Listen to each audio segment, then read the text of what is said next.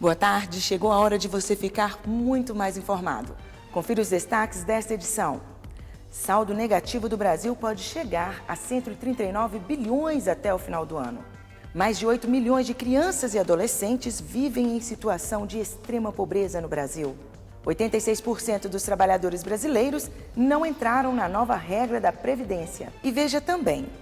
Olha, hoje nós vamos falar aqui a respeito de um programa sensacional que a Polícia Militar desenvolve. Eu acho até que é um laboratório aqui em Pinda, porque só em Pinda tem esse programa de aproveitar aí essa situação da garotada que fica sem muita coisa na cabeça depois que sai da escola, bota a turma para trabalhar com judô, com informática, tudo isso desenvolvido aqui já em 2 bairros de Pinda, pode ser exemplo para outros lugares. Estamos recebendo aqui a Tenente Aline Franco, estamos recebendo o Cabo Ferreira e vamos abordar esse tema já e a forma que a comunidade também tem para colaborar, contribuir e ajudar para esse programa.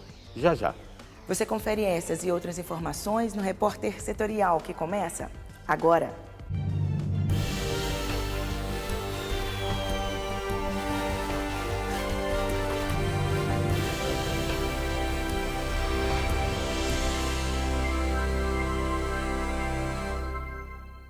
Seja muito bem-vindo, este é o seu Repórter Setorial na TV e na web.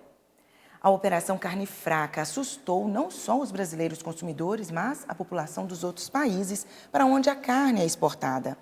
Apesar de toda a repercussão internacional, o presidente Michel Temer criticou a forma como o assunto foi tratado e ainda ressaltou ser insignificante o fato. E isso porque, segundo ele, poucos frigoríficos tiveram as atividades suspensas. O presidente Michel Temer voltou a criticar o barulho da Operação Carne Fraca. Temer afirmou que houve um grande alarde ao produto brasileiro, o que gerou um embaraço econômico para o país. Ele disse que os números mostram a insignificância do fato, já que o país tem 4.300 unidades de frigoríficos e apenas 3 tiveram as atividades suspensas e 19 são investigados. Eu tomo a liberdade de mencionar alguns números, porque nada como mencionar números para verificar a insignificância do fato, não é? Insignificância que, devo dizer, também não deve ser patrocinada, porque se há desvios, os desvios devem ser apurados como estão sendo apurados, e sobre serem apurados, puníveis ao depois, como aconteceu até com alguns funcionários, servidores do Ministério da Agricultura, que ainda no dia de ontem já foram dispensados imediatamente pelo senhor ministro Blairo Maggi da Agricultura. O presidente ainda comentou nesta terça-feira à noite a decisão da Coreia do Sul de voltar atrás e reabrir as portas do país asiático às carnes brasileiras. Mas a Coreia do Sul, não é, ministro Aloysio?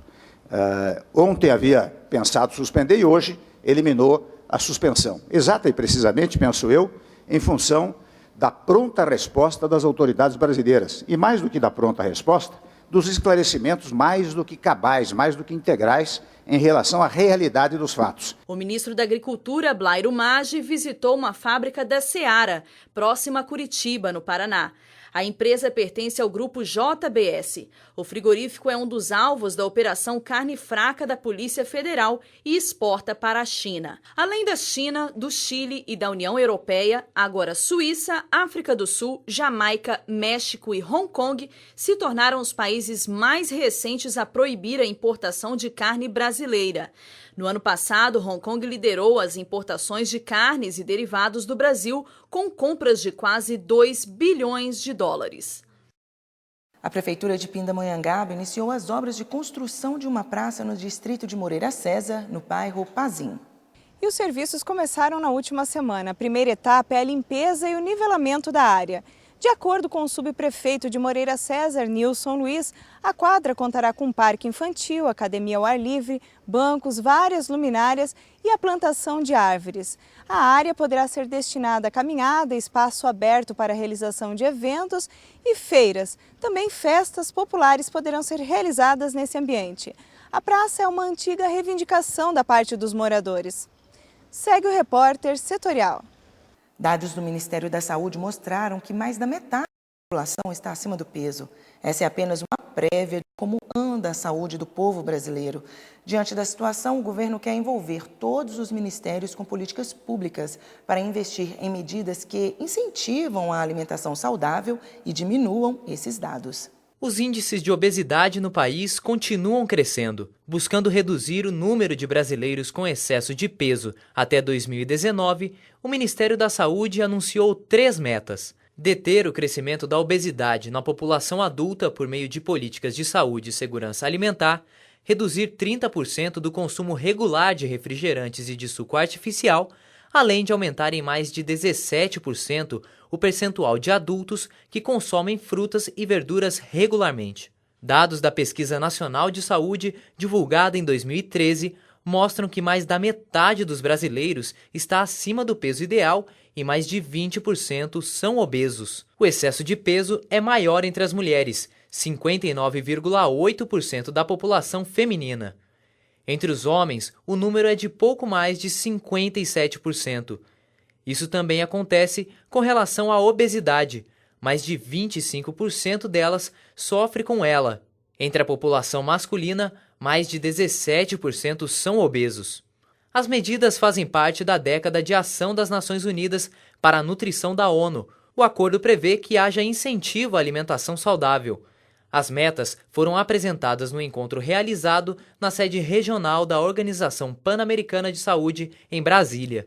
Segundo o ministro da Saúde, Ricardo Barros, o objetivo é envolver todos os ministérios com políticas públicas que levem aos brasileiros informações nutricionais.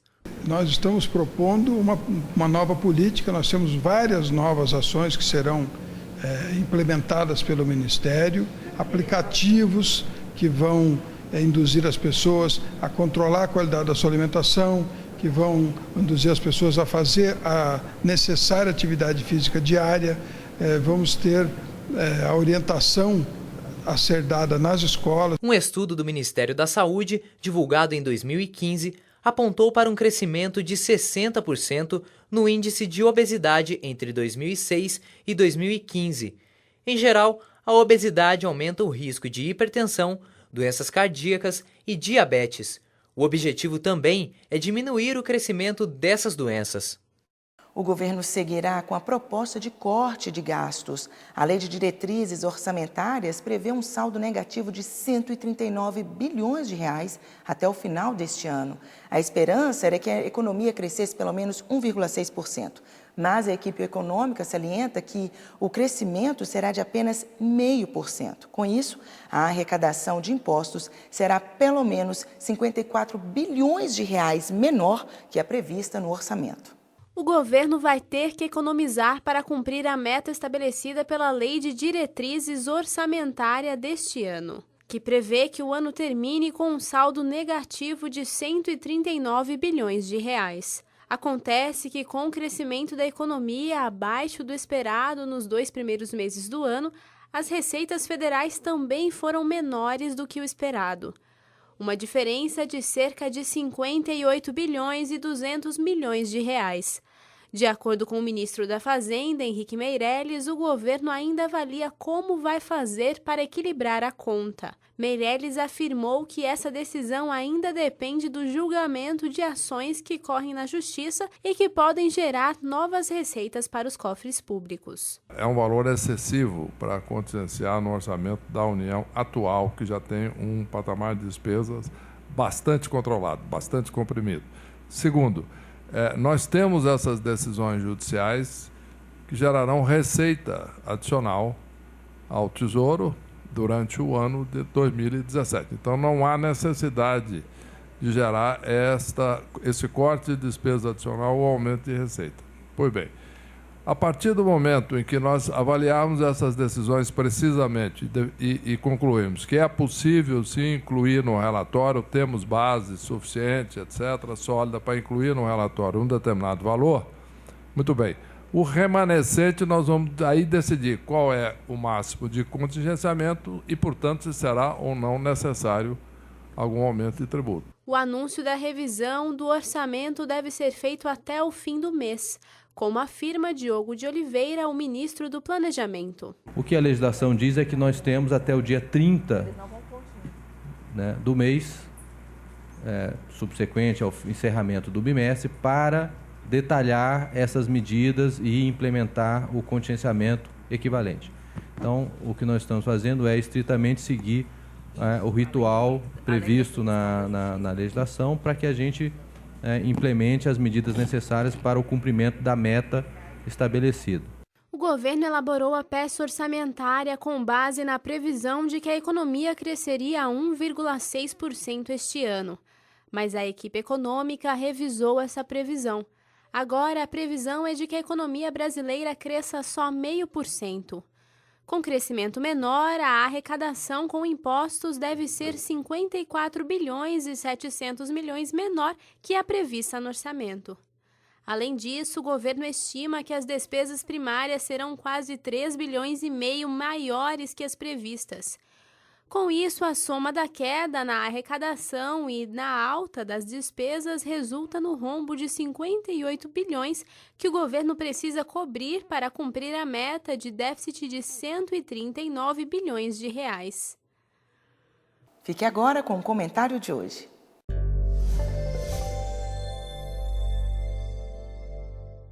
Amigos, eu estou preocupado com a situação da senhora Adriana Anselmo, ex-primeira-dama do Rio de Janeiro, que conquistou na justiça o direito de cumprir prisão em casa para poder cuidar dos filhos menores, um dos quais com 11 anos apenas. É uma prerrogativa legal, não resta dúvida, porque o Brasil é signatário do Tratado de Bangkok, que introduziu na nossa legislação esse benefício. Só que isso tem problemas, né? Primeiro, ela vai ter que se desvencilhar de telefone fixo, celular, de internet, até que a perícia constate isso e o juiz a libere. Segundo, isso está causando um rebuliço lá no Bangu 8, onde ela se encontra ainda, porque outras presas na mesma situação, só que pobres, miseráveis, não tiveram e não têm ainda direito ao mesmo benefício. Na internet, inclusive, viraliza uma imagem de mulher amamentando, dando seio a um recém-nascido entre as grades da prisão.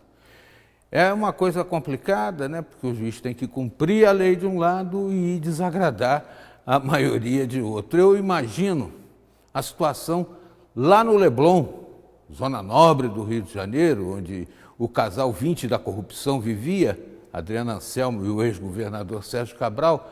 Mesmo antes do conhecimento de toda essa farra com dinheiro público, o povo já acampava na porta do governador, fazia lá manifestações. Os vizinhos não gostam deles terminantemente. Por isso, eu temo pela segurança da Adriana, na medida em que lá na comunidade de Manguinhos, uma simples brincadeira de mau gosto quase resultou na morte de um homem que foi indicado como carcereiro de Cabral. Há momentos em que a prisão é mais segura do que a liberdade.